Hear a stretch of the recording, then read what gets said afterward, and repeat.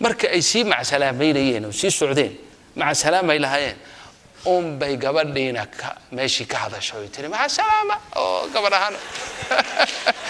ya waan xusuustay habeenkii in badan ayuu ooyay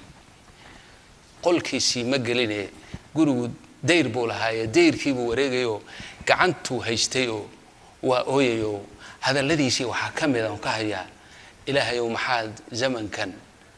aad ila zamankan aad ii deysay oo aad naftayda u gaarsiisay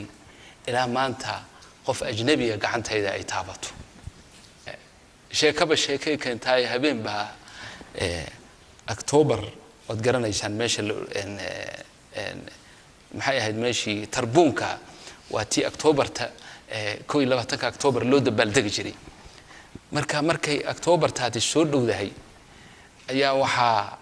la sameyn jiray taftiish guriyaha xaafadaha u dhow baa la fatishaa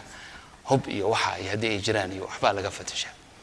habeen marka aan ku qiyaasayo goor aan ku qiyaasayo 10 habeenimo ama 4 saac sida loo yaqaan ayaa saddex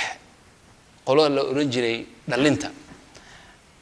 raalli haliga ahaado dhalinyarada iyo qolooyinkii aan sheekadaas aan la soo jaan qaadinay odayaashii aniga safiirkii isla fahmeynay odayaasha kala isla fahmeyn waxa jiray gulwadayaal kuwa aan ahayn oo dhalinta la oran jiro shaati blue iyo surwaal kaakay qabi jiray dhalinta baa la oran jiray marka wax looga jeedayba dawladii bariga jirtay waxay uga jeedayba waxa la israacin jiray laba wiil iyo gabar waxa ay xiraasay qabanayaan oo habeenkii bay wada socdaan laba wiil iyo gabar baa la soo wada socodsiinay marka saddexdoodii laba wiil iyo gabar baa albaabka nagu soo garaacay surwaalay qabaan iyo shaatigaas waxa la yiri waxaan rabnaa guriga inaan fatashno aw guriga odayga laha deena weel ma yareer baan iska ahaynay waxaan ku soo garaacnay waalidkii baa albaabku isagu cishaha kadib horu ka seexan jiray salaatu leyl iyo acmaal buu lahaay dabadeedna waa uu soo kacay markii uu soo kacay waa maxay waxaan niman baa jooga askar oo doonaysa guriga askar baan iska leenahay ya banaanka joogo guriga inay fatashaan uu soo baxay albaabku yimid ganjeelka kore waana iska mugdiyo nal iyo waxba ma jiraan markiiba salaam bay la galeen oo way salaameen saddexdoodiiba inay gabar ku jirto ma oga sheekhu saddexdoodiiba gacantu galiyay uu salaam saddexdoodiiba sheekha way salaameen kadib way iskarteen oo mid baa gartay baan u maleynayaa waxaan xusuustaa inay mid uu yiri sheekhow annaga waxa horta la noo soo diray inaan guriga fatashno maadaama October-tii ay soo dhowdahay laakiin maadaama Sheekh Ali Suufi tahay waa iska kaadeynayna bal noo duceeyay sidii adiga ay ku macsalaameen marka ay sii macsalaamaynayeen oo sii socdeen macsalaamay lahaayeen bay gabadhiina meeshii ka hadashay oo tiri macsalaama oo gabadhahan ya sheekhi markaasuu anfariiray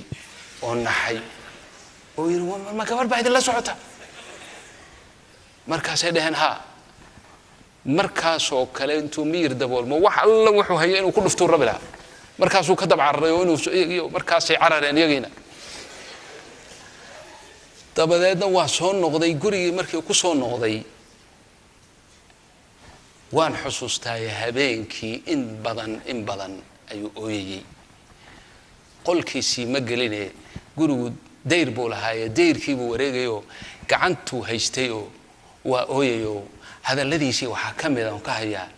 ilaahay oo maxaad zamankan aad ila zamankan aad ii deysay oo aad naftayda u gaarsiisay ila maanta qof ajnabi ah gacantayda ay taabato ma aanu daadaas hadda maanta gacantaydii qof ajnabi ay taabatay markaasuu saa